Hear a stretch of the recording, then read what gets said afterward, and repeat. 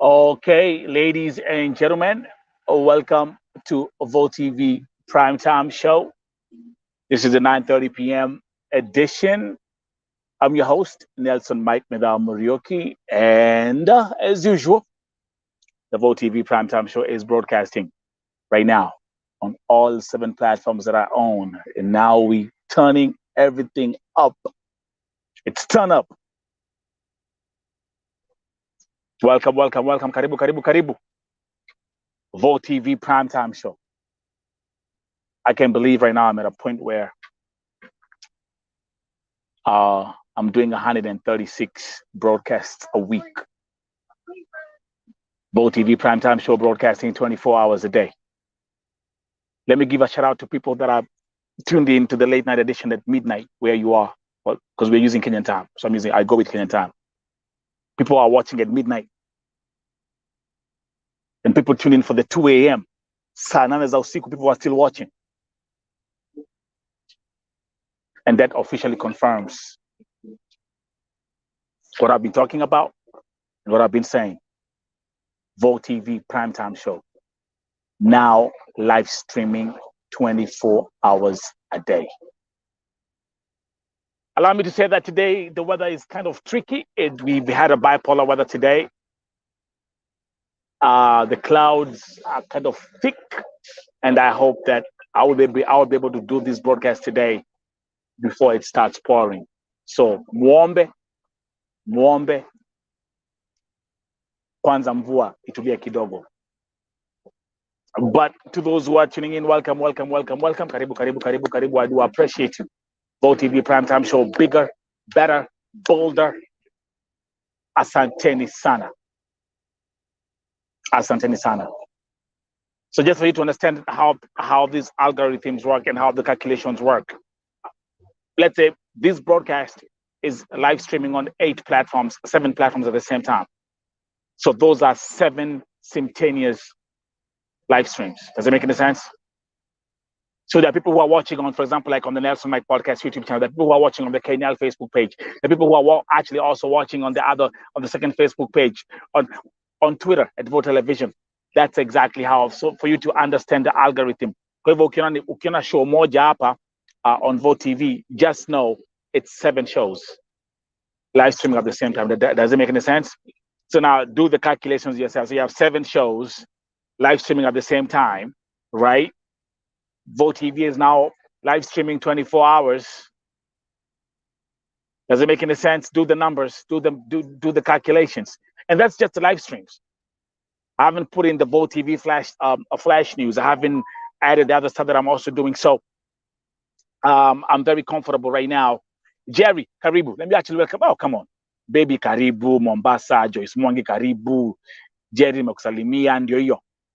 So everyone, so that's the algorithm. Okay, you can't beat and you can't touch my work ethic, brother. I'm a beast. As a man thinketh, so is he. I was saying this when I was doing breakfast shows on TikTok. I was saying, hey, I want to build a broadcasting network. I said, Volt TV will be a broadcasting network. I said, Volt TV will have a television format in how I'm bringing a substance on these platforms. And here we are. As a man thinketh, so is he. Kwa hivyo asanteni sana. Today I have a very, very interesting subject. And as we start the show, let's say Mungu Asanti. Thank you, God. Nimeona, I woke up to the good news. Nimeona Faith finally has left Saudi Arabia. Faith is back in Kenya. And I've even seen that even Mike Sonko alienda kumwona kwa hospitali. Ain't that amazing?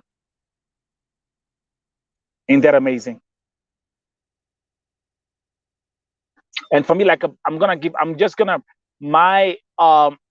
my focus of gratitude will go to Lucy. That's going to be my focus of Uyo Nambia Santi, because I know her personally. And I've seen how she has worked with Faith since the beginning of the year. Clemencia Nyamboga, karibu. Welcome to Vote TV Primetime Show. Does it make any sense? So Faith is back home. Of course, jambo la huzuni kwamba ametoka Kenya akiwa healthy and amerudi nyumbani akiwa mlemavu. So, but I do pray and hope that now, of course, people like Mike Sonko, who is involved in her case, we wish her all the best. Nakumbuka, she was here, alikuwa hapa. Remember when we had the interview? Walikuwa hapa. Faith was here. Lucy was here. The girls were here. Mulimwana. And right now, she's back home, Amerudi, Kenya. And that's a blessing. That's a good thing. I'll actually, towards the end of the show, I'll bring the slide and then we can play that video. Let me also know, I love the slogan, by the way. Whoever came up with that slogan for Vote TV, I wish I can remember who it was.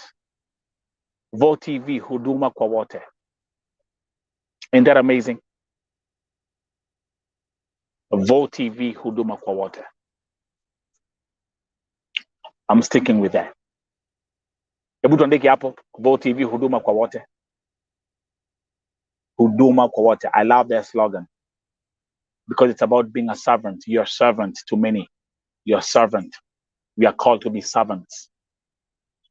And even when you are, that's why I talk about servant leadership. I'm a servant leader. Not a boss. You don't say boss here. Nobody's a boss here. I'm a servant leader. Then I've been getting a lot of messages, especially from folks who are here in the USA who are asking how they can support Vote TV network. Sure, of course you can, because I have all these projects that I'm running. You can support Vote TV by Zelle. You can do Cash App. And also the GoFund account is up that you can use to support this movement and this platform as we continue to grow. Check the information on the screen. Zelle, Bank of America, the information is there. The Cash App, $ Voices of the Oppressed is there. Thank you very much for people. These are people who are just reaching out to me and saying, Nelson, we would like to support. Asante sana. Now, which actually brings me to the next point. Remember, we had my sister from Denmark. Alikuwa tayari. Kulipa ticket, a flight ticket. What I'm going to ask, I'm going to talk to her, and then we're going to see, kwa sababu kuna watu ambao wako hapa kwa Vote TV. People like Edith, ambao nimekuwa nikishughulikia, taking care of their rent, taking care of their basic needs. There are others that I've rescued. People, maybe I can look at people like Nelly Waruguru, people like Benya Keba. All these are people that I've rescued this year. People like Rehema. Rehema alikuwa ameniandikia. So we can see these are the people who are under the Vote TV network that we are taking care of, that I actually have been taking care of. So all this support will be funneled towards those people. Jerry, Vote TV, huduma kwa wote.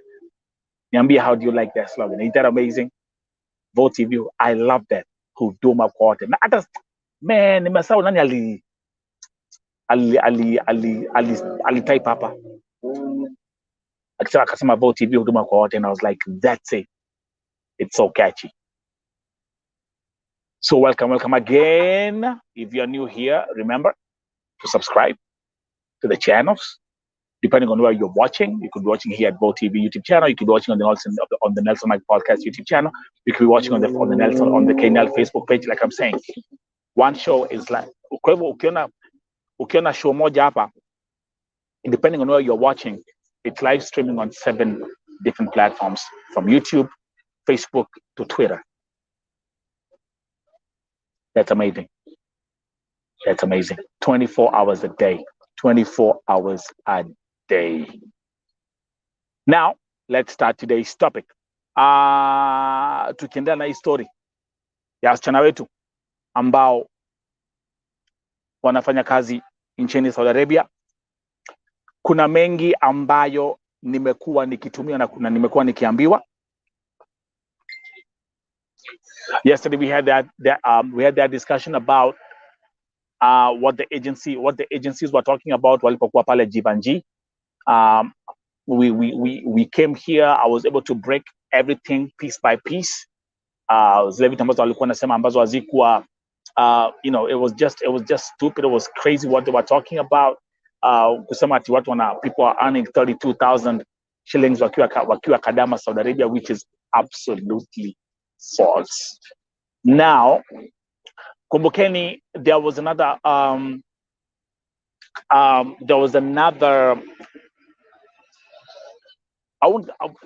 won't call it, I don't know. Yeah, there was another expose that I did here 2 days ago, mnakumbuka, ambayo mtu ameongea kabisa ile ambayo alipitia akiwa kwa dalala na vile alikuwa analazimishwa ajiuze na kulala na wanaume wengine. It was a very, very, very detailed expose. And then at the same time, nimekuwa nikipokea, I've been receiving hundreds and thousands of testimonies from people who are telling me more stuff about what's going on in Saudi Arabia, what they go through, what goes on behind the scenes, vitu ambazo hatukuwa tunajua na hatukuwa tunaelewa vile kunaendelea. Nakumbuka vile kama nilivyosema, tusipoosha haya maovu, mupende musipende, hata tuite Mungu aje, then we will get stuck up here. Safari ya siku 40 imekuwa safari ya miaka itakuwa safari ya miaka 400. So we're going to look into another expose, I mean into another testimony that I actually vetted. This is someone that has gone through the same thing. Amesema yale ambayo amepitia. Kumbuka ya kwamba the identities of these people is kept private. Hakuna majina zinatajwa. I'm not mentioning any names. I'm not mentioning anything. Everything remains anonymous.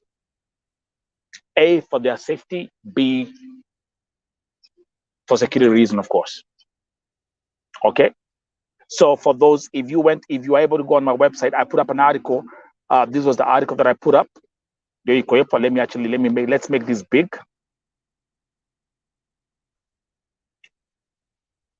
Give me 1 second and let me know if you can see it. That was the article right here. So ukienda, if you go on Vote TV website, if you visit www.voicesoftheoppressed.com, that's utaona. If you go to it's the first article that pops up right there. Na ukiangalia hiyo title ambayo inasema kwamba dalalas sio wanaua, hosters ndio wanafanya usherati na umalaya hii Saudia. And the person who spoke to me about this, of course, has come out and said, hata mimi nilipotea kwa kafiri nikifanya kazi. But she is trying to clarify something. Now, kwangu mimi niwaambie hivi, hii jina hosters mimi sijaisikia.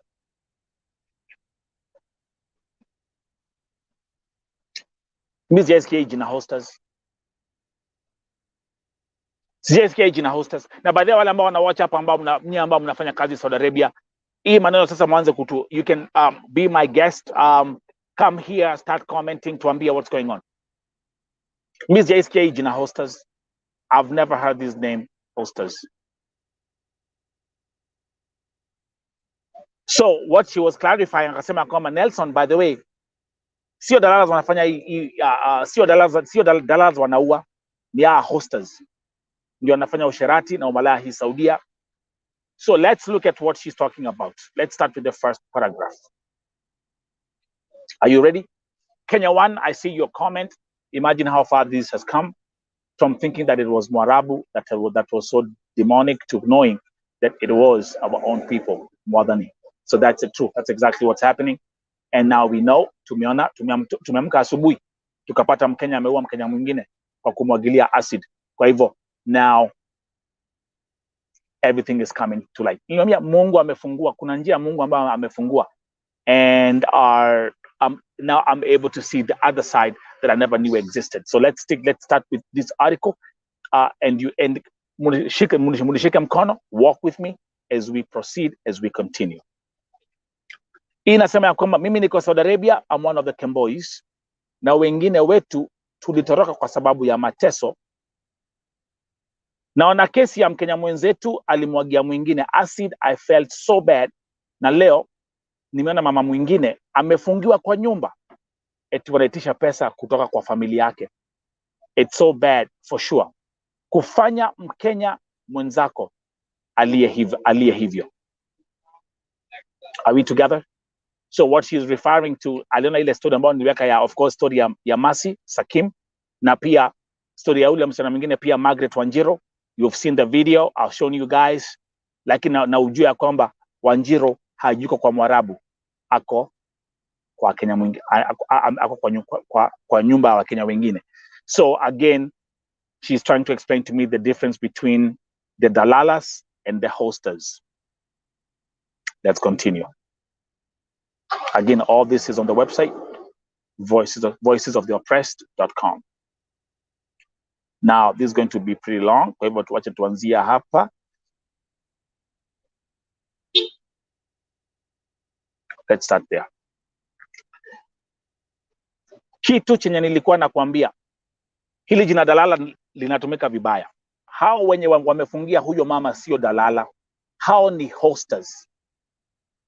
Ndio wanafanya hizo vituko. Kuna tofauti kubwa kati ya dalala na hoster. Dalala ni mtu mwenye akona line ya kazi tu, anapokea calls kutoka kwa madams peke yake na kupeleka wasichana kazi. Dalala wengi huwa hawa host wasichana, mimi nikiwa mmoja wao.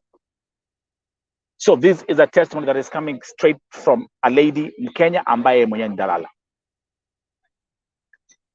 Na dalala hana wakati wa kuongea na wanaume, cause calls ni mingi kutoka kwa madams.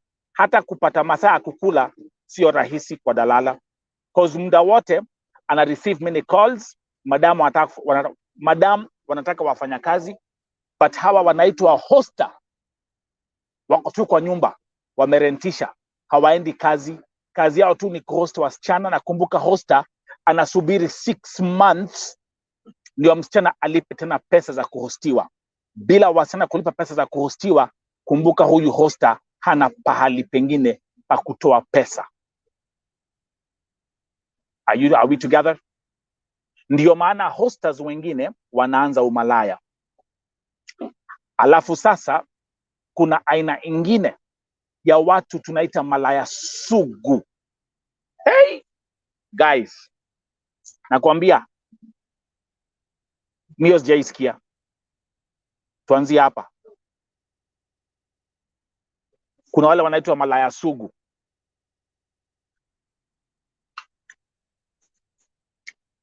Malaya sugu wa Saudia. Hiki kikundi ni cha kujiuza tu. Hawapendi kazi, hawana wasichana wa kuwa host. Kazi yao ni kufungua dating sites penye wanapata hawa wanaume wa kulala nao. Na remember, hao malaya wako na nyumba more than 2. Cause wakiona huku wameleta wanaume sana, wanahamia ile nyumba ingine. This is crazy. Give me a second. I'm getting this phone call from this is a lady from Lebanon. Give me 1 second. Tutaendelea. Naambiwa Lebanon kumewaka moto. I don't know what's going on. So let me continue. Wako na nyumba more than 2, cause wakiona huku wameleta wanaume sana, wanahamia ile nyumba ingine kama wiki moja, kisha wanarudi. Kazi yao ni hiyo tu. Tena wanapenda kutorosha wasichana sana na kuwalazimisha kulala na wanaume.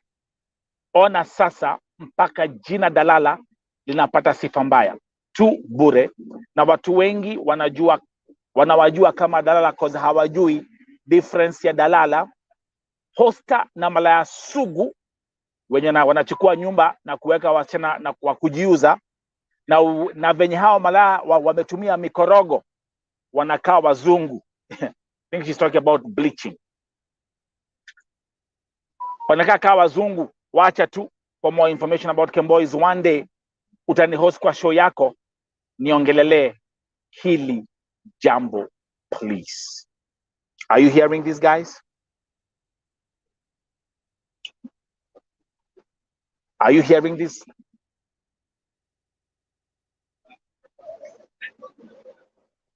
So let me wacha nisome comment ya Doreen anasema sio dalala wote ndio wanafanya kazi ya kupeana job tu, Nelson. Hao madalala ndio hosters, bado they don't work.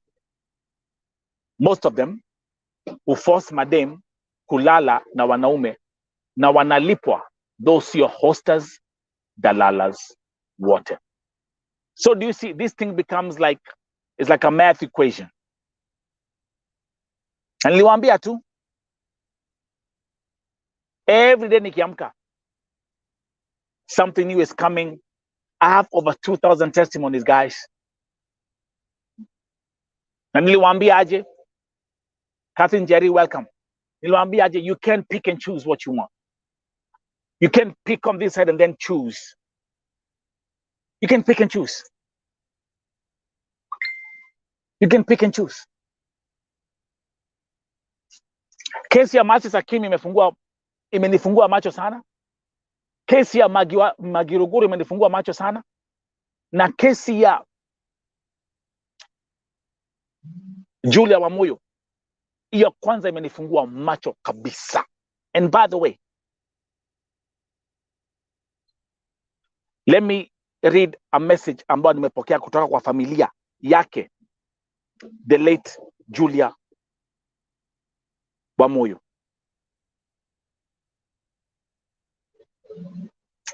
Guys, I got breaking news. This is crazy.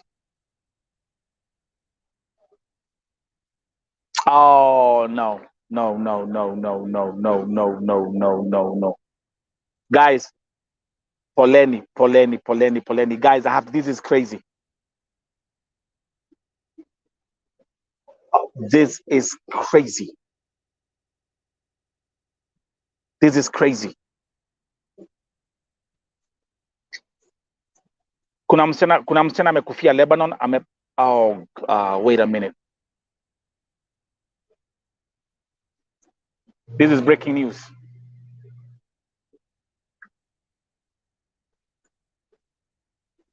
Give me a second, guys.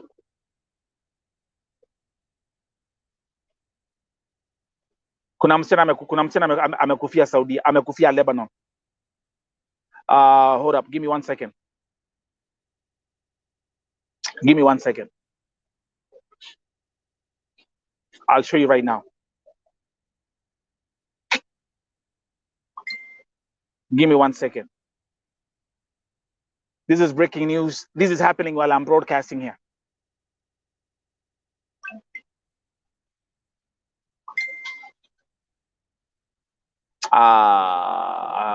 Hell no. Give me 1 second, guys. Can you guys right there? Kuna breaking news. There's a lady. Kuna msichana amekufia Lebanon. Let me tell you how it. I'll show you in a minute. Give me 1 second. And it's happening while I'm broadcasting. Na niko hapa live. This is coming to me right now.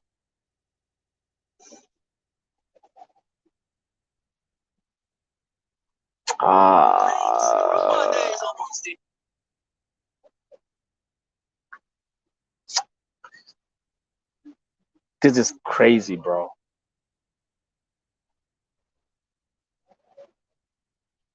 So breaking news right here on Vote TV Primetime Show. I've just received news za msichana ambaye amekufia Lebanon. Give me 1 second. I have to update this real fast. Alafu niweze kuwaonyesha. This is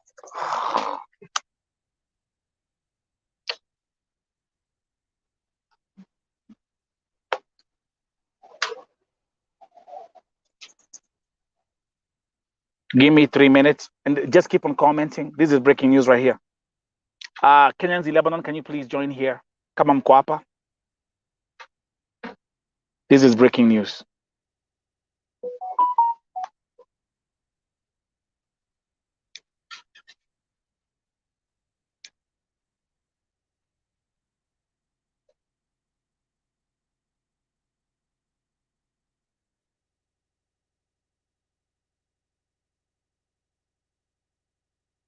This is, and I'm gonna, give me a second, guys.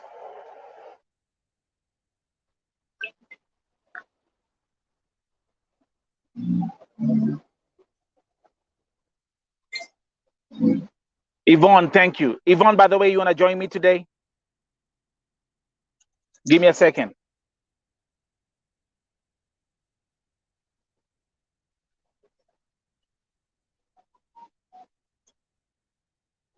Breaking news. Oh gosh, this is crazy.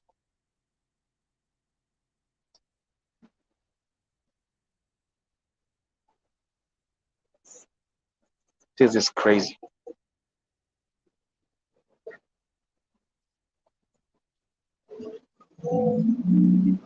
Okay, Yvonne, thank you. I'll send you the link. Can you inbox me right now?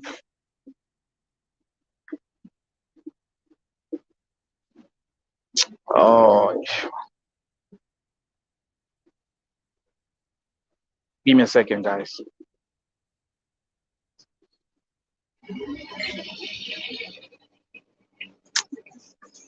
This will always keep. Have you guys realized, like, most of these cases they ambazo nakuja hapa kuwaletea zina, I get them like right before I start my broadcast or even like during my broadcast. So now I have to now I have to change everything else that I wanted to talk about today. Si Saudi in Lebanon. FYI, it's Lebanon. Si Saudi.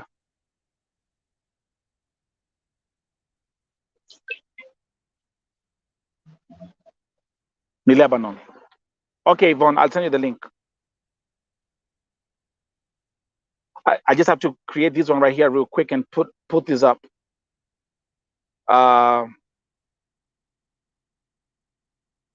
Give me a second.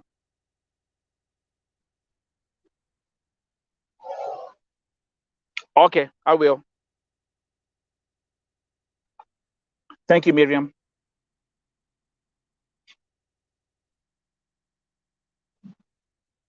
Again, this is breaking news. We've lost a Kenyan sister in Lebanon. And I wanna, oh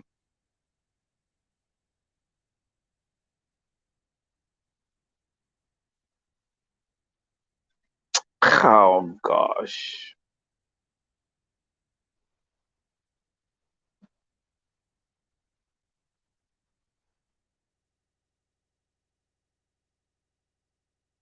Now I'm also at the same time trying to get all the information. Again, I repeat, Joyce Valeria. Yes, Lebanon.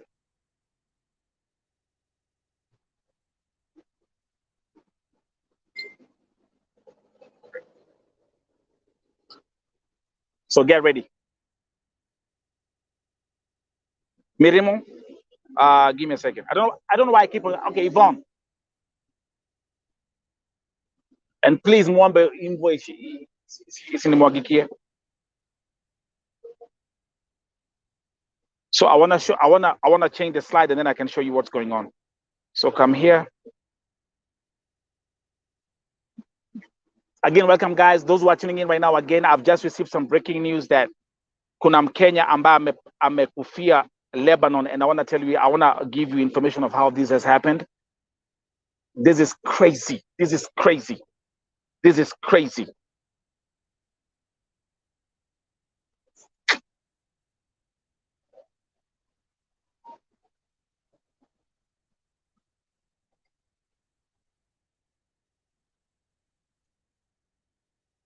Okay, I think that should be good.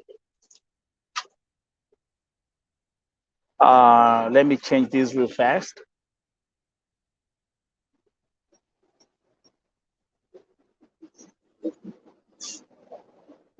Miriam, I have to send you the link.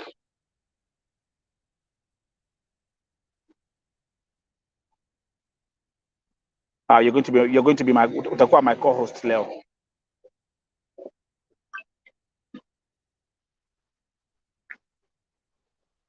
Hey, can we all welcome Yvonne? Yvonne is doing an amazing job here at Vote TV.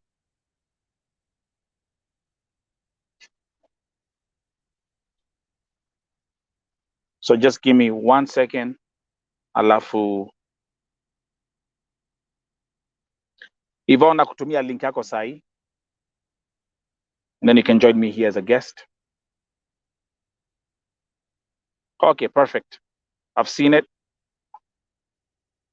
Okay, check your WhatsApp, Yvonne. The group here, Kenyans in Lebanon. Where are you? The group of Kenyans, because I'm in the group. Kujeni hapa nyi wote. Okay, now with that said and done, now I can come here.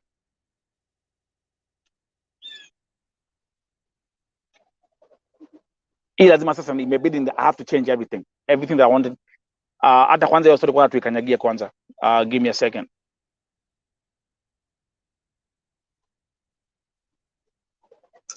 Okay, so the first thing you're going to see, mtaona wa msichana ni mgani. You'll see her picture.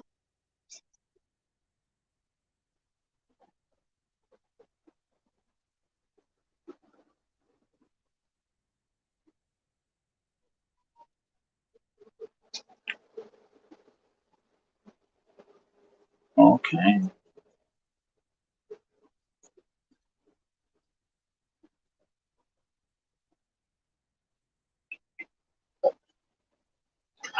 This is crazy.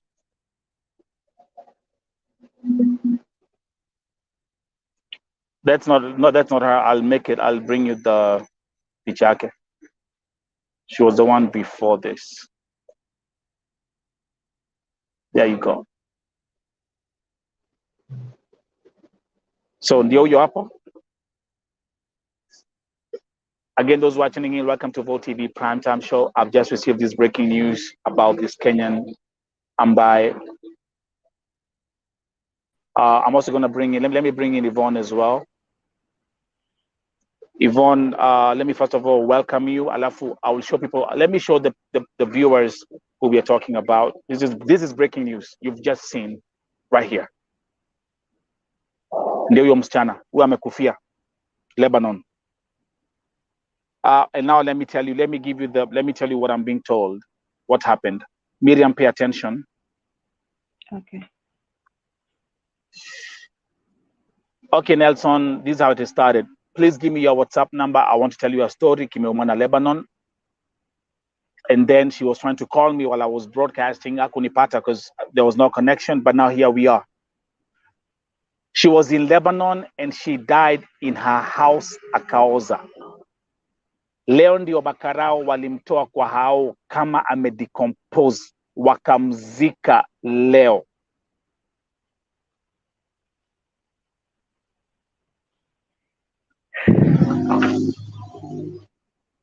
Her name was Jessie.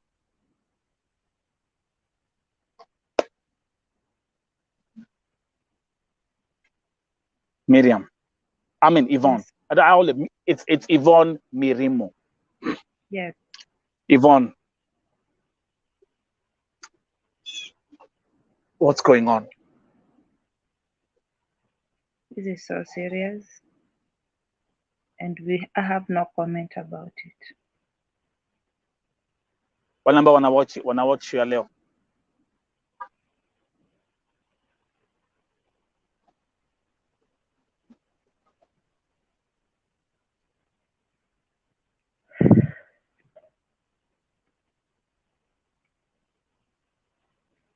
I know my Facebook is on. I just put, I can't deal with this.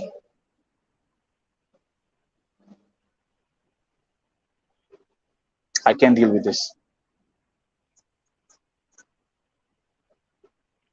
First of all, if I may ask a question, why would you? Okay, she was found dead in her house. Yeah. She had decomposed.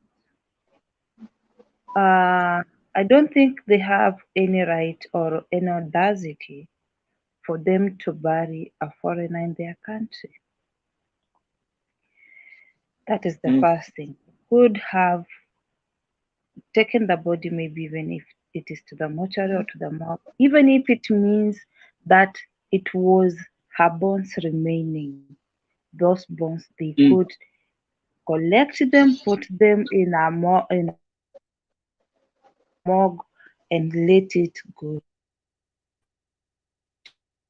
to Kenya to their family, or they could to Yeah. bury the body.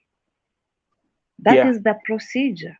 It is not in all Arab countries, and that is why at times we normally tell our girls ya kwamba kazi za Lebanon wachaneni nazo. I will never advise a girl to go to Lebanon because Let me actually, you know what I'm as you go. Sorry, Yvonne, for me cutting you short. Do you know what I'm gonna do right now as you're talking? I'm gonna try to bring. Let me see if I can get Joseph. Remember? okay. But continue talking. It's fine.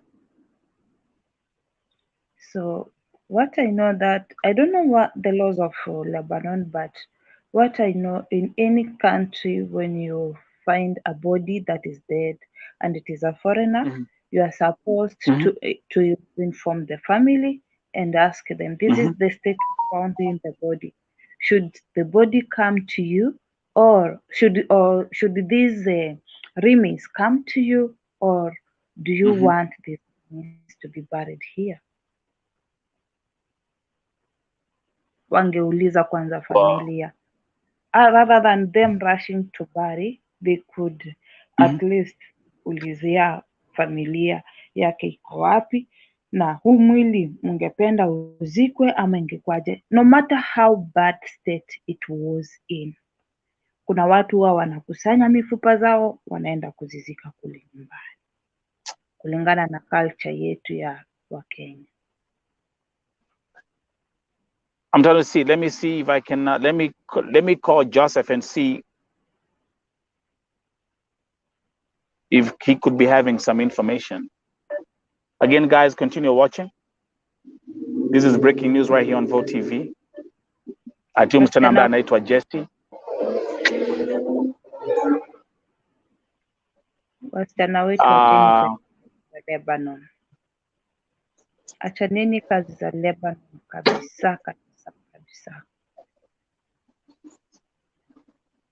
No matter how much unatafuta freedom, no matter how much unataka ukuwe na freedom yako, uishi kwa nyumba yako, ukuwe na vitu zako za kufanya, mambo ya kazi za Lebanon wacheni nazo.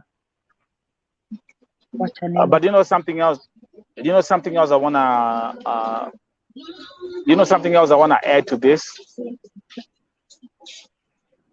Kwa hivyo aku under contract? You don't know. Ndio alikuwa kwa nyumba yake. Anasemekana amepatikana kwa nyumba kama amedecompose. I mean, that means aku kwa Mwarabu. So let's make that clear. Does it make any sense? Do you see where I'm coming from? Yeah. Which brings back the question that yes, alikuwa on her own. So which brings back the same topic that we've been having the whole of this week and since last week after Kesi Amasa came. And let me address this again. Here we are. Huyu msichana Jesse hakuwa kwa contract.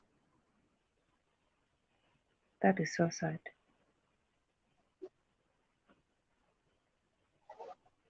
Hakuwa kwa contract. The information delivered says crystal clear. Alipatikana kwa nyumba ameoza na makarao wakamzika. Why are you running away from the contract, wasichana, my sisters? Gharama za kutoroka ni mingi. Advantages, I will always tell girls, advantages of you running away from the contract and having your own freedom, they are very minimal than the disadvantage. Jesus. Ukikufa, nobody will identify who you are.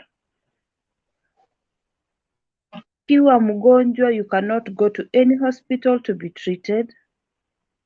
In case somebody threatens you, nobody will take charge of you. Jesus. In case you die while in Arab countries, it is very much difficult for your family even to take the body from here to Kenya. That's why you will be buried. Utazikwa tu hivyo hivyo kama tu yani mtu ambaye hana watu. Utazikwa kama I don't know how I can even say it, kwa sababu hata kama ni mnyama atazikwa na hisia zake. Tujaribu tukae kwa contract, maisha ikitushinda, jaribu ubadilishe nyumba ingine. Ukiona ofisi imeshindikana nayo, waambie haya, hapa ndo nimefika, wacheni basi mimi nirudi nyumbani. Kama mtanitafutia nyumba nyingine.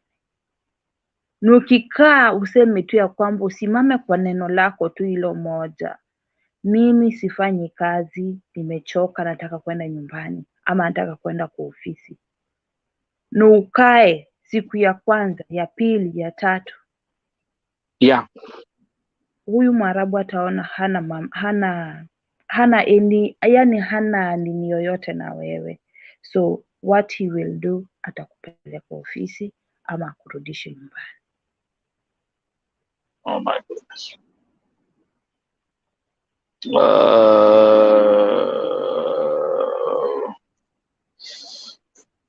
Just give me 1 second, because you can imagine what's going on my phone right now, no?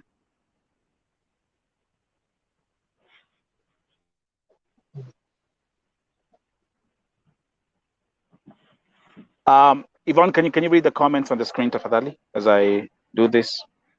Elsie Melissa, nao wale agent walikuwa wanafukwa jana kwa TV, I'm sure they are now dancing now. What is all this? That is Elsie Melissa. Do you agree with that statement? It's true. Watafurahi, watapiga sherehe. Nani na agree na hiyo statement ya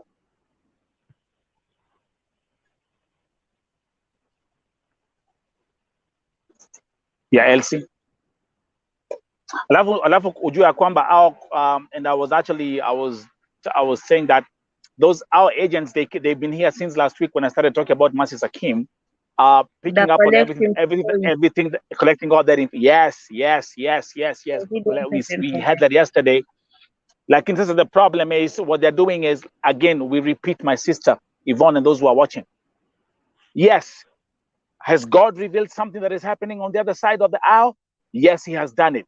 But guys, this is not an excuse for you agencies to be reluctant and not do your duties and don't help our sisters when they're in need, especially wale ambao wako contract, because ni wengi na wamejaa kwa inboxes zangu. Okay? But again, Vote TV Primetime Show, this is another tragic event.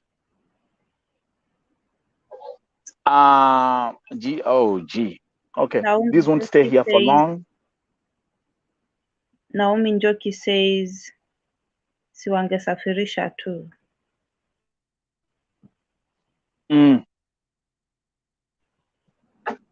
Nchi ya Mwarabu, mwili umeoza, umepatikana kwa nyumba. We don't know how long she was. So it's like a lot of questions that we're going to start asking. How long was she in that house? Alikufa lini? What was the cause of her death? Whatever. Do you see where I'm coming from? Hapa kuna maswali mingi sana. If I start breaking this thing from a medical perspective or like from an investigative perspective, hapa kuna maswali mingi sana ambazo hatuwezi pata majibu na tu, and we will never know the truth. Soma comment ya Aziz, Yvonne. I'm sorry, let me change that position. Okay, it's fine. Aziz, but kiulizo tu, alikuwa msik? Kiulize tu, alikuwa msik ama alikuwa na shida gani? Your information si sasina.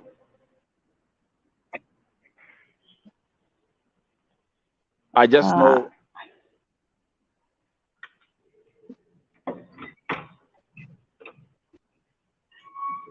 Wow.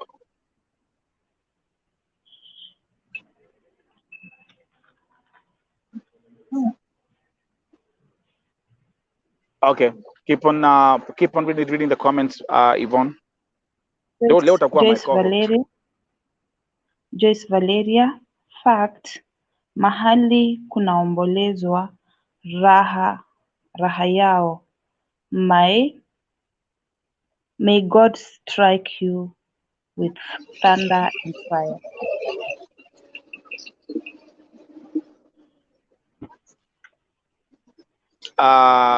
That means Joyce Anongia is talking about the agencies. Huh? Yeah, he's talking about the hii kitu wataifurahia sana. Hii itawekwa chumvi, itawekwa roiko, itawekwa kila kitu. Let's continue. Next comment. Next comment, baby. Tutazika hadi lini? Mimi haswa nimechoka. That's right.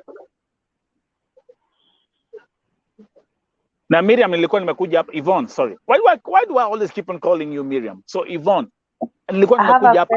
Do you see I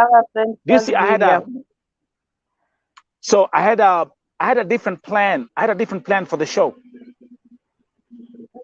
I was coming here to address another subject. Sasa angalia, naambiwa hivi nikiwa live. You guys, you are here. Soma your comment ingine. Elsie Melissa, sasa huyu ataambiwa ni abortion na agent juu, just what they said on national TV yesterday, that ladies are dying due to abortion. Too many question marks.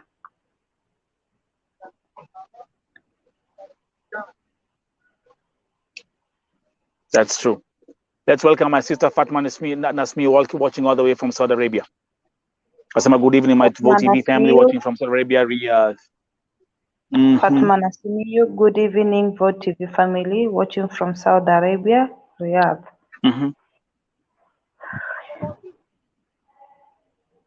Again, breaking news right here on Vote TV, primetime show.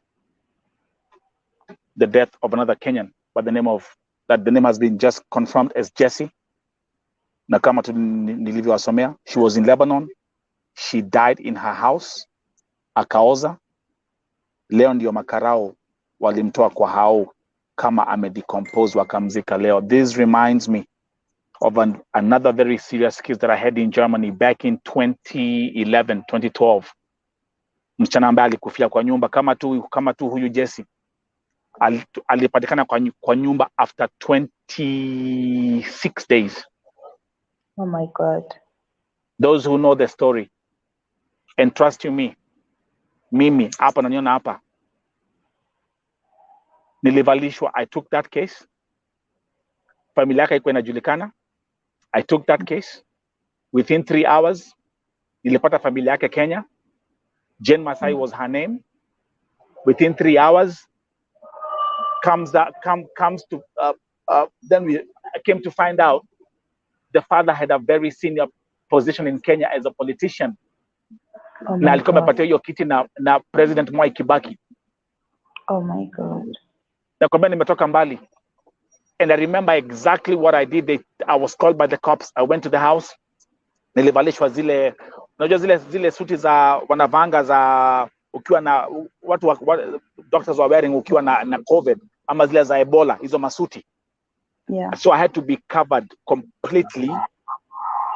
And then I went through all the documents in the house. Nakwambia nyumba kulikuwa na mende, kulikuwa na inzi kila mahali, kulikuwa na panya.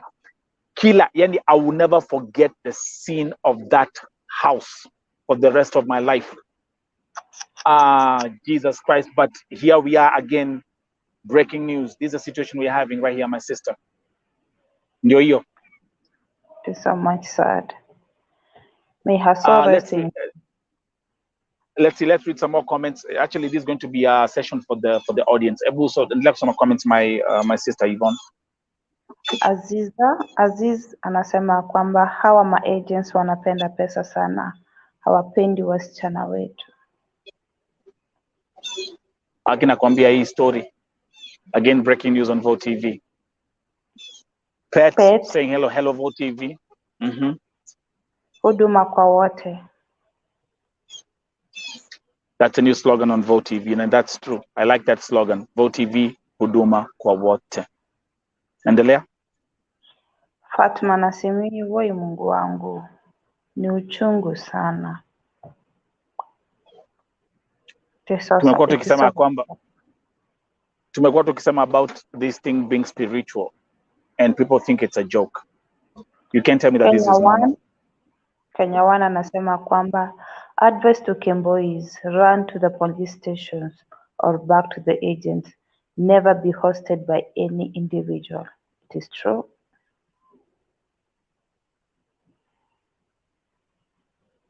The victim has only been confirmed to me as Jesse, na hata wale ambao wananipatia information wanasema ya kwamba that's the only information ambao polisi imewapatia. Again, let me read this to you. She was in Lebanon. She died in her house. Akaoza. Leo ndio makarao walimtoa kwa hiyo. Kwa hivyo hata tunaongea stories za leo. Leo ndio makarao walimtoa kwa hao kama amedecompose, wakamzika leo. So much sad. Her name has been confirmed as Jessie.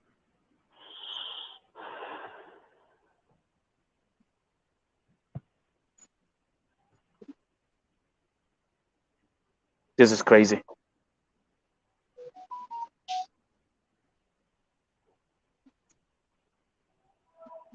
Endelea kusoma comments, my sister, my co-host Yvonne.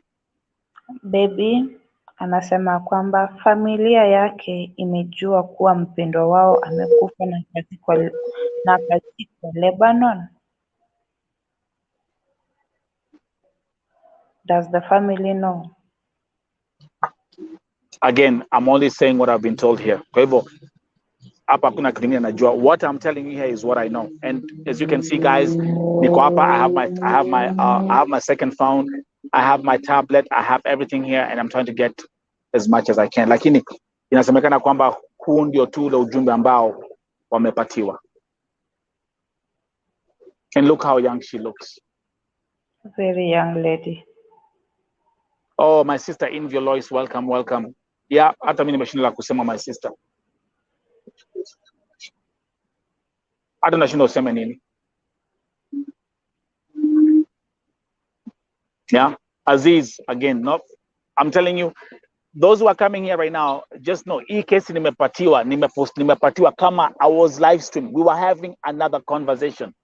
Tulikuwa na conversation, tulikuwa tunaongea mambo ingine hapa. Alafu history ya msichana nikataipiwa tu mara moja.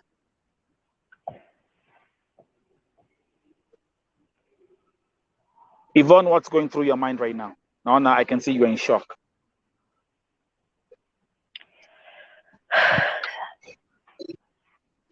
Wasichana tukue careful. Tulitoka nyumbani tukikuja kutafuta riziki, and nobody amewahi tamani kifo. Nobody wishes death. But there are some other things that are avoidable. Ukiwa kwa contract, jua vile unaweza kaa na mwajiri wako. Try and learn them. Try and show them your true colors. Wajue wakikufanyia hii unakasirika. And try your very best to befriend one or two people in that family so that kikiumana one can defend you. Sio watu wanakuanga wabaya. Even these children, they can defend you. Usitengeneze tu uadui na kila mtu. Running away and going out as a Kemboi is not a solution. There is one in my inbox anasema kwamba Nelson alikuja Saudi mwezi wa kwanza na huu mwezi akatoroka. Who gave her the connection the very first time she Wow. was here? who gave her that connection, meaning that hawa wasichana hata wanapokuwa training wako kwa process, they're having a connection na hawa madalala. So them coming here, these dalalas wanajua everything and they just give them the direction. Umepewa simu ya, umepewa namba ya simu ya Saudi ya, just come, we will look for you job. So let's welcome Naomi Njoki. Let's welcome Naomi Njoki. So, sorry, Yvonne, because it's, you know, are you hearing all those beeping sounds here left and right? Let's welcome Naomi Njoki. Naomi Njoki, thank you very much. I see you. Naomi Njoki ako Lebanon. Lebanon ameandika hapo amekufa na walipompata wakamzika. Naomi Njoki, please be our guest tafadhali. Anything ambayo unajua na yale ambayo pia mnajua from your side, and sababu nimesema Kenyans in Lebanon, tafadhali kujani hapa. What you have about our sister, tell us right now. Endelea, my sister. So our sisters are being given connection na hawa madalalas. Imagine msichana ako training.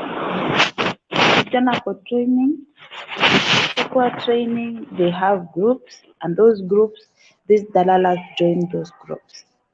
So unapata tu wana communicate. Mtu akishapata line, bora amepata line ya hapa, amepata vile anaweza pata hiyo picha yake ya ikama na passport, anachukua picha haraka haraka, then this girl runs away. That will not help you, because wakati utakuwa huko nje utastakiwa. For example, you are in Saudi Arabia, you cannot use that ikama, you cannot use that passport because ushastakiwa. So we have to learn how to stay with people. No matter how little money is, no matter how stressful work is, just try your level best. Balance your stress at work, balance your stress at home, balance the stress of your own and make the right decision. Hizi pesa huwa hazitoshi. Hata ukikimbia ukienda huko nje, still bado you will look for more and more money. So this lady is asking comment here, Naomi Njoki. Someone comment here, Naomi Njoki on the screen. So Naomi Njoki is giving us some more insight about Jesse. Soma probably ameambia Fatma. Naomi Njoki anasema at Fatma alikufa kitambo eti sio, so amepatwa kama ameuza. Then I'll keep on highlighting her comments. Endelea kusoma hiyo comment ingine. Labda kumzika ni kuficha evidence. I don't think so. I don't think so, because the police are just executing their duties. The police are just executing their duties.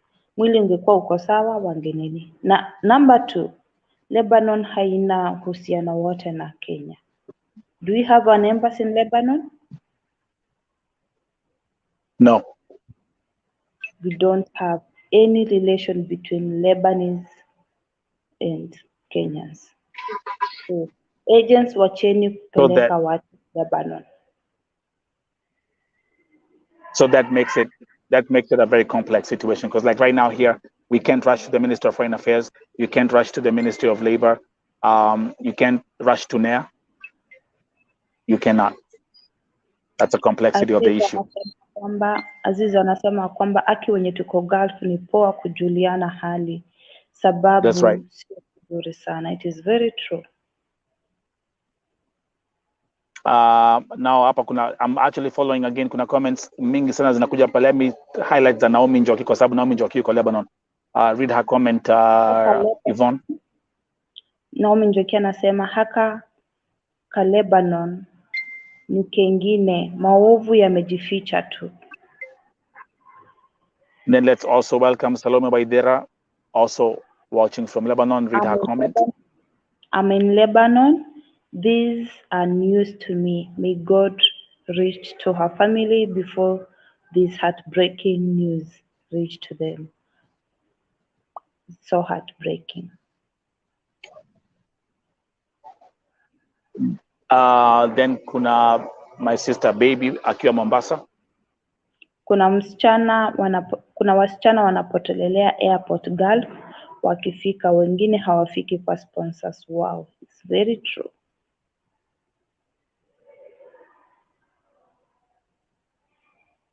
Wow. So let me bring back this layout here. Oh, Jesus Christ. Again, nilikuwa nimekuja hapa, nilikuwa nimepanga kuja hapa kuongea mambo zingine, and then this happens just right in the middle at the beginning of my live stream.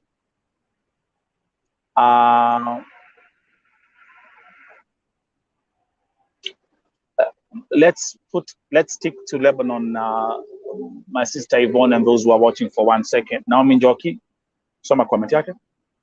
Mna focus na Saudi sana, Lebanon ni ingine. Mungu tu.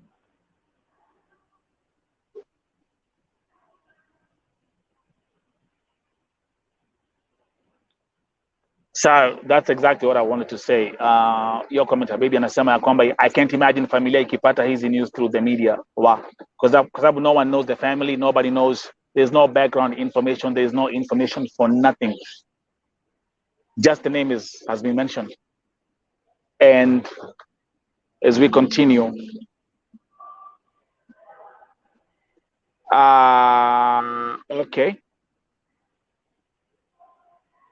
okay, I got some breaking news here.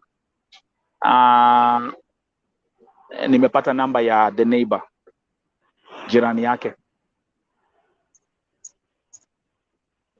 So after this broadcast, I'll call the neighbor. Thank you very much, whoever is giving this information here. Yvonne, as we continue, some comments.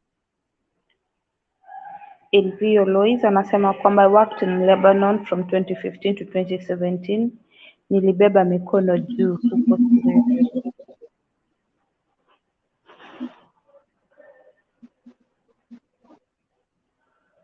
Okay, good. Okay, again, this story, I'm getting some little information piece by piece.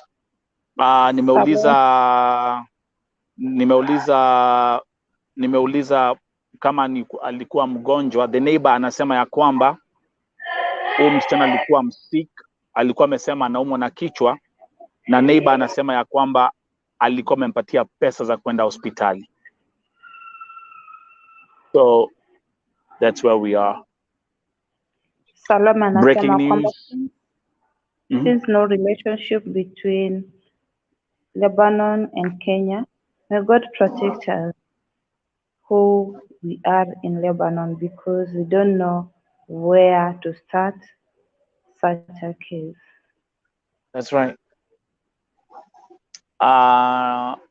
Yes, again, the viewers who are in Lebanon, ambao wako hapa, tafadhali just keep on commenting, give us some more. I'll focus specifically with comments Naomi Njoki ambayo yuko Lebanon. I know she's in Lebanon. Let me also welcome my sister Sofika, all the way from Namibia. Welcome my African sister. Thank you very much. Shalom, shalom. Saying more love from Namibia. As more.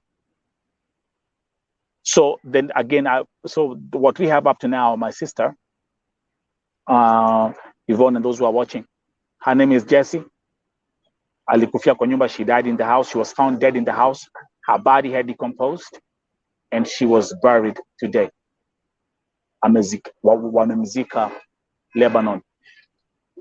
This reminds me of something you mentioned yesterday about story ya Karembo, and we'll talk about that as well. Our sister ambaye amekufia Iraq. There's something you said yesterday, Yvonne. Do you remember what you said? Because I was talking to the sister today. I told you yesterday that you need to be very fast, very quick with Kaleji agency. This Kaleji agency, I will tell you in bold. Kaleji agency wanaficha wasichana kule Umoja, na akona agencies 3. Zote zinaitwa Kaleji, but ziko 3, manned by 1 person. He has another connection in Uganda. So in case Kenya wafunge, he will take girls from Kenya, pass Through them Kampala. through, then they go to Iraq. And those girls Wow. there. I have a friend of mine, she's in Iraq, and I can testify to you that. Oh gosh. She went Folks, there in 2017, 2018, up to now. She has never left. Ananiambia kuingia Saudi ni raha, kutoka ni matanga. Yeah. And in case you move out of Iraq, you cannot go back. You will be blocked from going there again. Because again, another country that doesn't have any diplomatic relationship with Kenya. with Kenya. It's very true. My biggest testimony will always be Rehema. You people have no idea. I think kila siku nikiamka asubuhi, and every day before I go to bed, I have to talk to Rehema. I cannot believe that I was able to rescue that lady after 2 years and 7 months in Iraq. Niligojea over 2 years. And I tell you, I tried everything. Hakuna kitu sikujaribu. Amekuja hapa amewambia nyinyi wenyewe. You know, I tried human rights, police. Oh, the agent who took her aliniambia kinagaubaga, hakuna mahali utanipeleka. A very young guy. Arrogant. They're working under Hakuna Khalej. mahali utanipeleka. Huyu Khalej ako in Africa. He's now like the president. Na hizo ofisi wasichana wanaenda huko wanapigwa. Kuna zile ofisi wanaenda huko wanapigwa. We buried Ruth. Ruth was buried, not we. Ruth was buried in Iraq. Khalej akituambia ya kwamba Ruth is coming. And we were with Brenda, the human rights activist in Saudi Arabia. She told us that, oh, tunafanya hii, and we contributed money. The worst part is we contributed money. Anatuambia wanaenda wanainterview watu kwa kina Ruth Kakamega. Later on, we found out that Ruth was buried. But hiyo death certificate iko wapi? It is so much painful in our culture to bury mgomba wa ndizi. It is so much sad. It is so much painful. Tukaomba hata hiyo pesa basi ipelekwe kwa mtoto wake, because they were not in good terms. Alafu hizi cases unapata kwamba these people hawakuangi in good terms with families. So mtu anachomoka tu anaenda anawachia rafiki wa watoto. When these people come here, those spirits are really haunting them so much.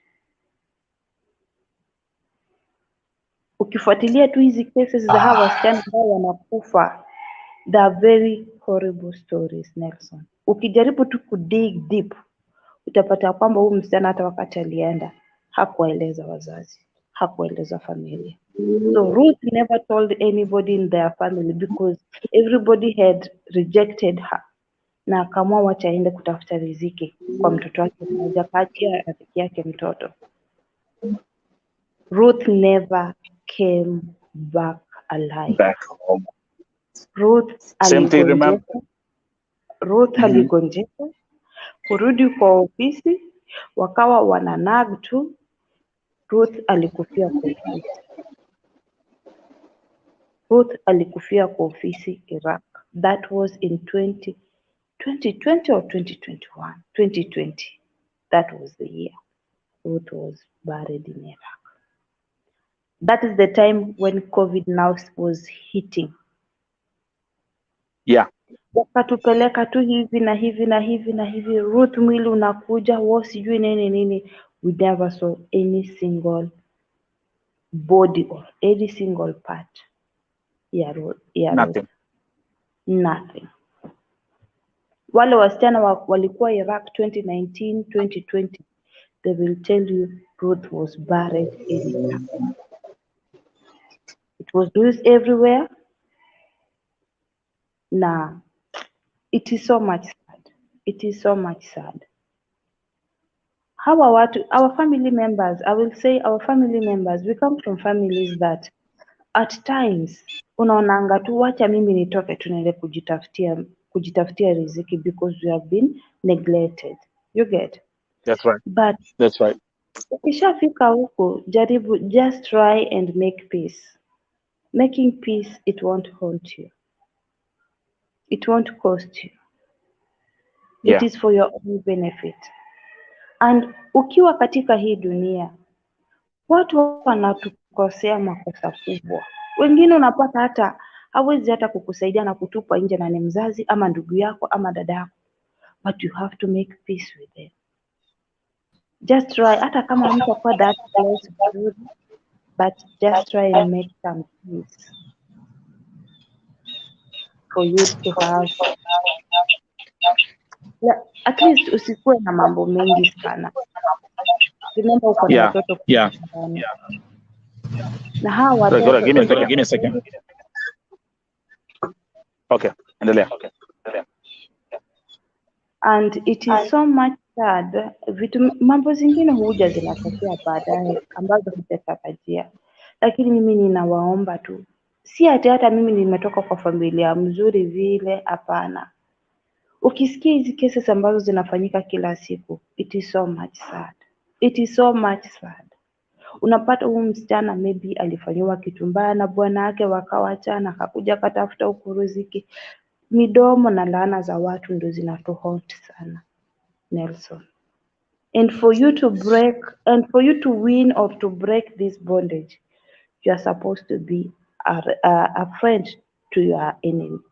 If you want to win this person, if you want to win, ukitaka kushinda vita zote zile, ni lazima ukuwe karibu na ule adui wako, ndiposa uweze kujua, kutambua ni nini ambaye anapanga kinyume na wewe. Just try to be nice. It won't cost you anything. It is for your own benefit. It is for your own benefit with your children. Make peace. Mwambie hata mimi sina ubaya. Alikufanyia mabaya, mwambie tu sina ubaya. Ukiwa na shilingi 200 mtumie, mwambie mume wako tu kaskari. You've made again peace. So breaking news. Breaking news. I just want to give that. I just want to give that cue. Breaking news right here on Vote TV Primetime Show. Nimejionea. While I was running the show, right in the middle of it, napata information ya kwamba kuna Mkenya amekufia Lebanon, amepatikana kwa nyumba kama mwili imedecompose, akatolewa kwa nyumba na amezikwa Lebanon. I've shown you the slide. One of my gadgets is off, so I can't, because I'm outside, I cannot show you. I can play that slide again. Lakini hando tunaongelea leo hii. Naomi Njoki, thank you very much. Uko hapa, uko Lebanon. As we proceed, my co-host is my sister right here, Yvonne Mirimi, akiwa Saudi Arabia, an expert in the field of this domestic work, and she's also giving her input. Ndelea, my sister. So what I was just telling you, be nice to these people and just make peace. We don't come from perfect families. Every family has got its own challenges, but try, ukikuja sana girl, try and make peace. Ndio zile maneno wanatupa, anafanya nini, hawawezi wakakutupia sana, because you have forgiven them, and deep inside you, you know that this person alinikosea. I have forgiven you, but I have not forgotten what you did to me. I've forgiven you, but I will never forget. We are friends, but I will never forget. That should be a slogan with your enemies. Habari nzuri, unaendeleaje? Niko salama. Story mingi? No. In the meantime, my sister, my Facebook is blowing up with comments, because I was able to put that picture with that I did that quickly while I was setting this up. Let me read some comments kutoka Facebook. Joking saying, Gladys, Neredhoni, sasa hawa wasichana wetu watasaidikaje? Hawa agents kumbe wanawatoa Kenya, ati kuna kazi tayari. Kumbe wanapelekwa kufungwa wakipata wateja, sasa wakikosa ole wao. Jay is saying it's simple, the government should just ban these agents, whether legal or illegal. Let's work on an agreement between the Kenyan government and these Gulf countries. This is just modern slavery. Roslyn Okoff saying, ama alikuwa kemboi wa Lebanon, Mungu linda watu wako. Listen, this post has like over 200 comments already, like in just less than 20 minutes. Jen Boro anasema kwani hakuwa na majirani jameni. This is becoming serious now. Let's stick at that point. Let's stick at that point. Let's stick at that point. Yvonne. I was about to ask the person who gave.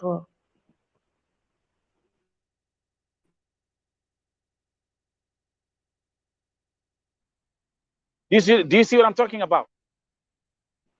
Sorry. I think. Are you able to hear me? Yvonne, okay, yeah, your phone was ringing. But anyway, yeah, that's the question. A neighbor, ama beshte. Hawa watu wako nje ambao amko kwa contract, you have your clicks. Okay? So for example, let's say sijakuona for 1 day or 2 days or 3 days. Hey, you check on the person, right? You check on the person. That's what you do. It's common sense. It's common sense. I think Yvonne's phone is ringing. It's common sense.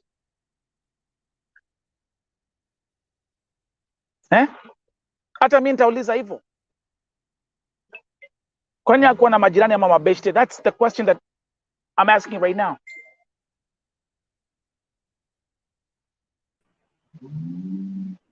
Yvonne, I don't see your camera. Oh my God. Okay, what's going on with your phones? I think it's okay. Okay, can I remove? Because let me remove. Okay, sawa. Yeah, what was I kuuliza? I mean, I was about to ask this neighbor. You have a neighbor ambaye alimpatia pesa, alimwambia kitchen mama, akampatia pesa aende hospitali. Why did the neighbor confirm if indeed she went to the hospital or not? What happened?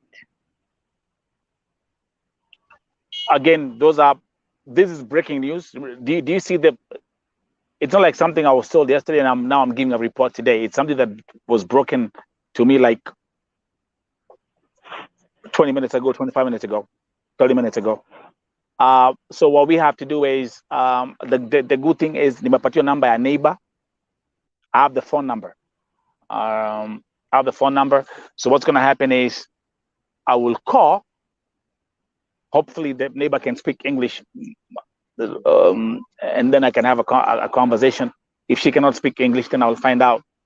Kama naongea tu Kiarabu, I'll have someone who God opened a door for me yesterday. I met this lady from Saudi Arabia, and I was taking my car I gave the story on my Facebook. Took my car for a mission, dropped it. I ordered Uber, and guess who picked me up? It's a lady by the name Safda. She picks me up, and guess where she's from? Saudi Arabia. So, wow. And I told her if I need any translation, and she's here in America. She's here with her family, married to a Pakistani. And when she was in Saudi Arabia, she used to be a teacher. And it's check my testimony on Facebook. So like now here, if this person can speak English, I'll call Safda, and Safda can speak in Arabic, and then she can help with the translation. Very good. And I've been asking you, look for somebody who knows how to speak Arabic, and God has made Yeah, it. Yeah, yeah. we God thank has God made it. for it. And do you see how God aligns things for you? Yeah. Yeah. At Uh, Nelson Baby, this is being a network that has the ears of those abroad and those planning thank you. to go. What advice is there regarding what to do when mistreated? Ukikemboi wasemekana ni mbaya. That's a very good question, and that's something that Kenya One. Thank you very much, and welcome to Vote TV Primetime Show. I've discussed about this question 1,000 times, but let me first of all start with Yvonne, because Yvonne, where Yvonne, you're working as a house help in Saudi Arabia. How do you answer that question? If you are being mistreated, you are right. First, if you are being sexually harassed, you need to have like 3 to 5 views for you to have justice in a court of law in Saudi Arabia. Because the Arabs, they have what we call, kuna hawa wazee ambao wako na heshima zao. Some of them are sheikh, some of them are police, some of them are whatever, and they respect these elderly people or people older than you, they respect them so much. So, in case you are in a house and you have been sexually harassed, somebody is threatening you,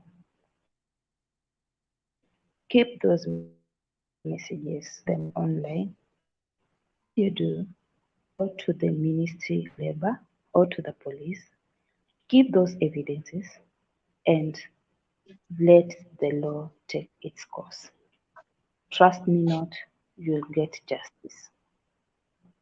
I've said 3 to 5 videos. Present them in a court of law. Mm. If somebody is threatening you in the house of your sponsor, take the evidence. Do not send them online. If you are an activist and you have that information, because at times they'll take the phone from you and flash everything or delete everything. Keep that information. Let her go to the Ministry of Labor or Court of Law. Then when she reaches there, then forward to her those videos so that she can present it to the Court of Law and justice will be made. We are losing justice because we are not using the right channels. Remember, What about what sharing about my sister Yvonne? Yeah, sharing the evidence, make sure that it's documented. sharing the What about the sharing common complaint? Hapana, mi nilikuwa napigwa, nilikuwa nafanyiwa mambo, nikaenda kwa ofisi, kafiri akakuja akaongea Kiarabu, akasikizana, nikarudishwa kwa nyumba. Ama nilienda kwa polisi, they came, they spoke Kiarabu, wakasikizana, wakasema mimi sina makosa. I mean, there are all these kind of different complaints that I get all the time. What do you say about that? So my sisters, your phone has Google. That Google has a mic. Record everything and translate it English. Swahili. You will hear at least 1 or 2 words that they are mentioning. Utakuwa able kuunganisha maneno tuchanuke. And you will be able to defend yourself. Record the statement in English or Kiswahili. Translate it on your Google. Translate it in Arabic. And this person will know what you. Kama hujalipa, let us just go back to this statement ya kwamba to the laws of Ashagala. If you have come here and umekaa kwa ofisi 19 days of your arrival, you've never been picked by your sponsor, you are supposed to change the sponsor. If you have not been for 3 consecutive months and your sponsor is not giving you the reason as to why he or she has not paid you, you are supposed to change the sponsor and get another employer. And by the way, she's talking about Saudi If you Arabia. are And before Yvonne, we being proceed, let me give people breaking news again here within the comments. Salima Waitera is in Lebanon. Remember, we're also following the case of Jesse that I broke here. Kuna comment, angalia the screen. I just took the news to my friends in a WhatsApp group. To my surprise, kuna moja amesema the girl had brain trauma, or you mean a brain tumor, and it was last stage. So again, that's a breaking development right here on Vo TV primetime show. Continue. due to stress. Huh? So we have said that if you have come here 19 days and you have not been picked by your sponsor in Saudi Arabia, you're supposed to change the sponsor. If you haven't been paid for 3 consecutive months and your sponsor is not giving the valid reason why he or she has not paid you, you are supposed to change your sponsor. If you are being threatened by your sponsor or any member of your family, you are supposed to change the sponsor.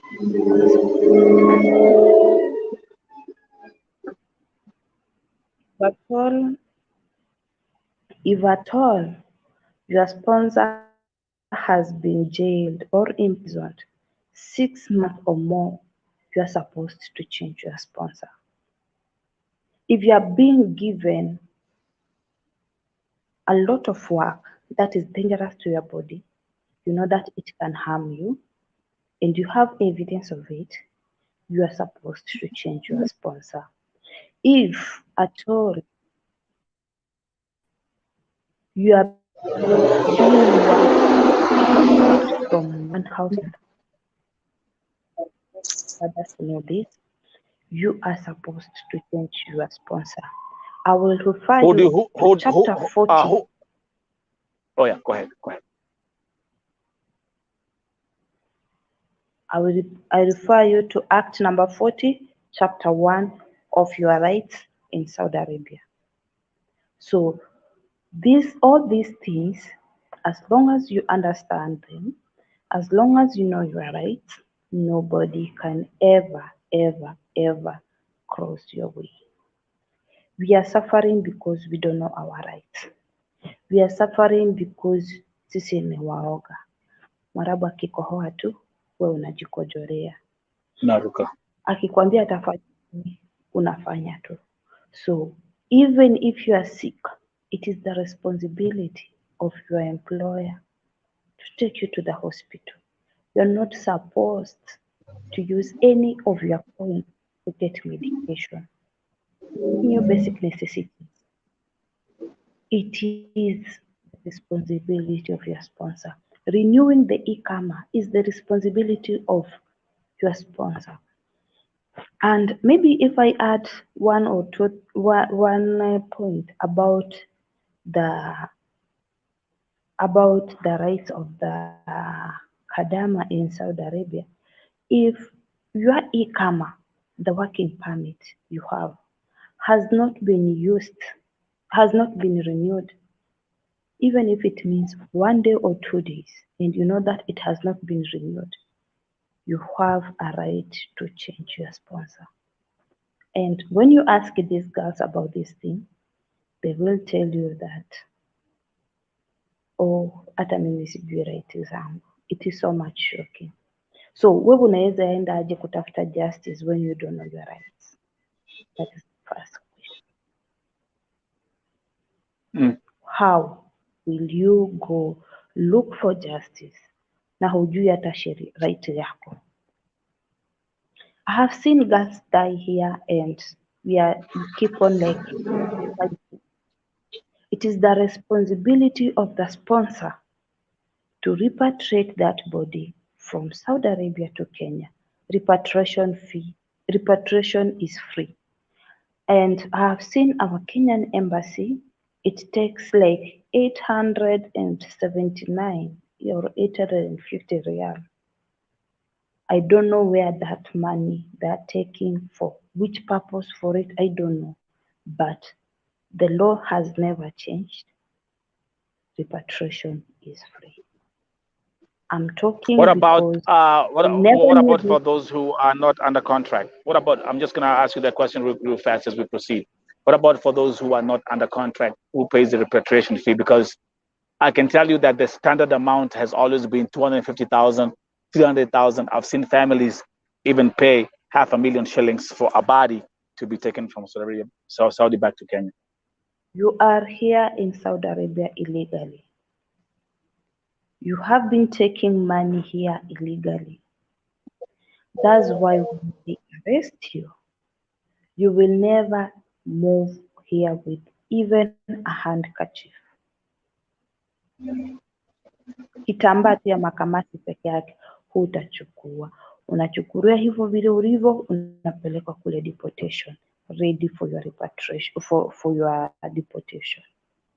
So being here illegally, kama wewe ni Kemboi, know that medical ni wewe utajisimamia, security ni wewe utajisimamia.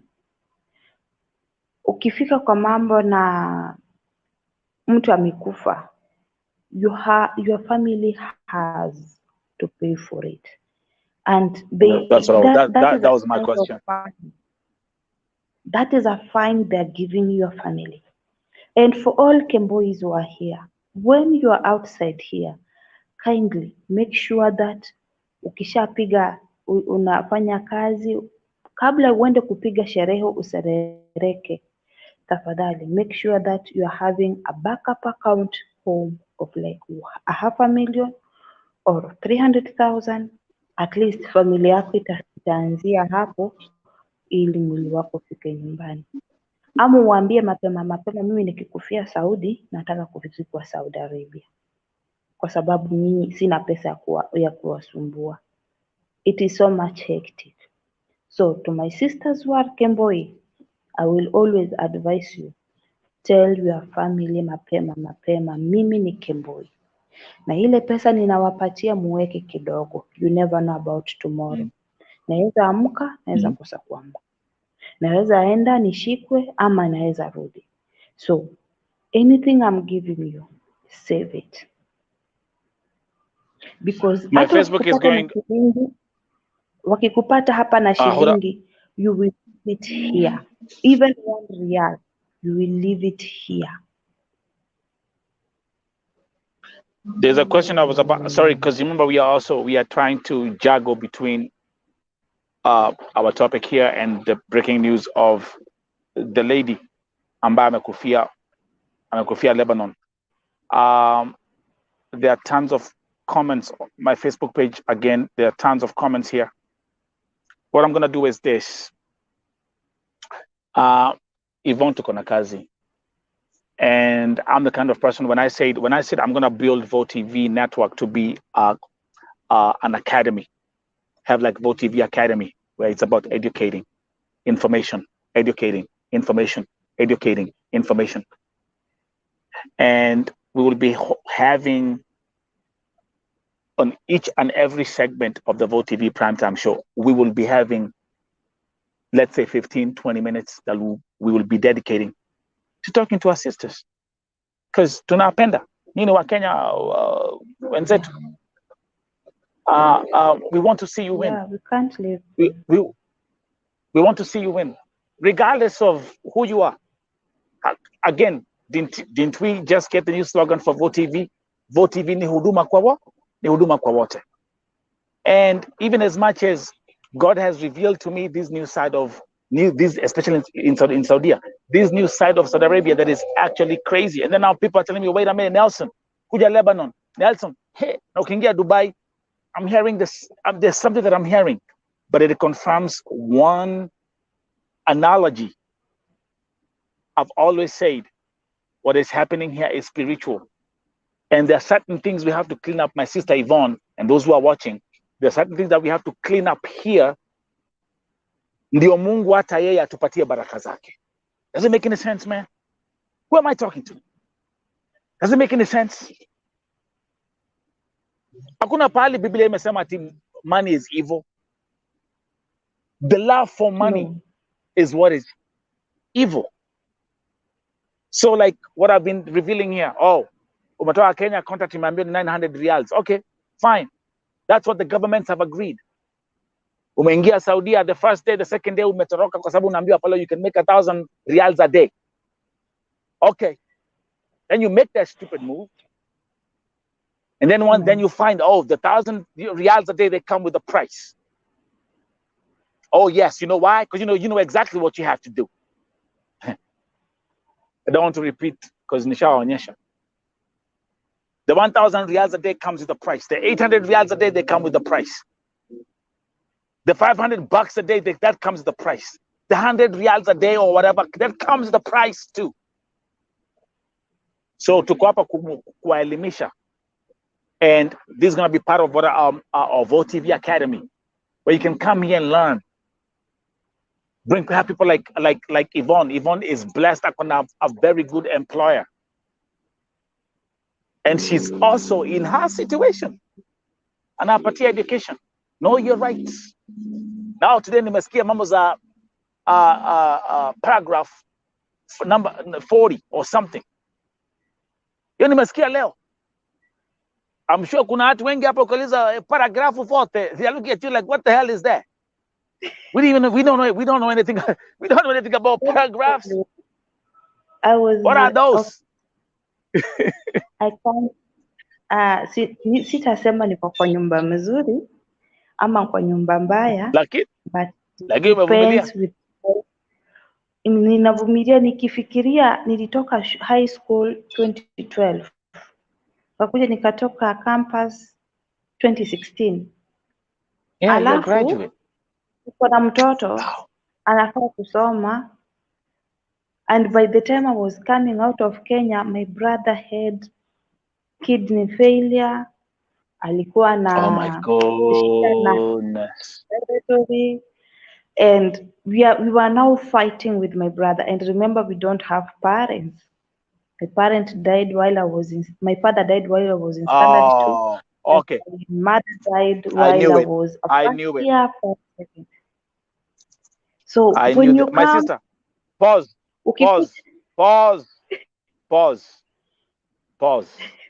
We need an Yvonne segment.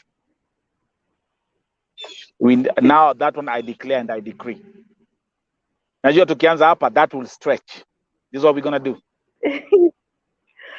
So in short, Yvonne umetoka. Endelea.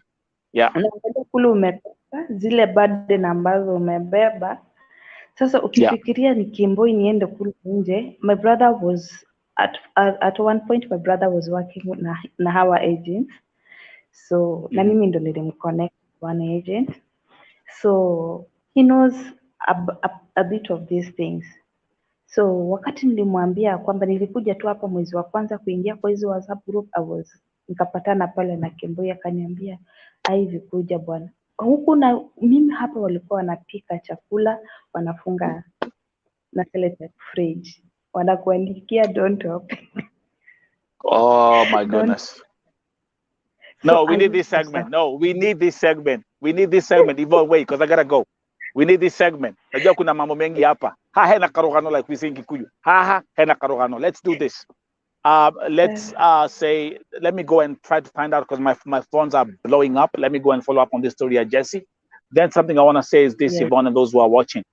And this is a breaking story for me again. It's so sad, and it's so sad because mnajua kesi ya Simon Chege who died in Saudi Arabia. He had only been there for 2 months. Mamake alinipigia simu. I broke the news on my Facebook page. I spoke about it here on my YouTube. We had a segment about it. The mamake alinipigia simu toka Nyandarua crying. Now check this out. The family had been told that kwamba Simon Chege aligongwa na gari, that he was hit by a truck. Asubuhi ya leo, the father called me from Mai Mahio, crying. You've seen that segment right here on GoTV Primetime Show. But look, shortly before I came live, nimepata some intel, my sister and those who are watching, and I feel so bad that I have to carry this burden with me because I know the family, I know the mother, I know the dad. The dad was crying. Babake nilipokuwa naongea na yeye leo asubuhi alikuwa analia machozi. Hata mpaka nilikosa nguvu ya kumaliza interview. I had to cut that interview short. But listen, Simon Chege, he was never hit by a truck. Hakukanyagwa na gari. Hakuna gari limgonga. Hakuna gari limgonga. I'll leave it at that for now. And we'll talk about this tomorrow. But it was not an accident. And that's why such cases like this, they make my heart bleed with pain. See Lori ilimkanyanga. That was the clean version of the story. The same way I'm finding out Julia Wamoyo amekosekana for 7 months, then napata kwamba ameuliwa na Mkenya mwingine, walimuua alipoenda istiraha. The same thing na nikipost mambo za Magi Rogoro, amekosekana for 6 months, then now it's coming out ya kwamba aliuliwa wakipigania remote control. It's all this stuff, and now here I am again today, finding out that Simon Chege was never hit by a truck. It was not a truck. So guys, let us end this segment today. Don't forget, the next segment is coming in. The midnight, the GoTV midnight edition will be up and running in Kenyan time. That's midnight Kenyan time. And also, Sanane za Asubuhi, the late night show at 2 a.m. in the morning. I'm telling you, we are broadcasting, live streaming 24 hours a day. I'm watching 100 people watching the show at 2 a.m. in the morning. Sanane za usiku. This is GoTV. Huduma kwa wote. See you tomorrow, and may God bless you. Thank you very much. Thank you, Yvonne. Thank you. Thank you so much. God bless you too. Have a good night or a good morning. Good night.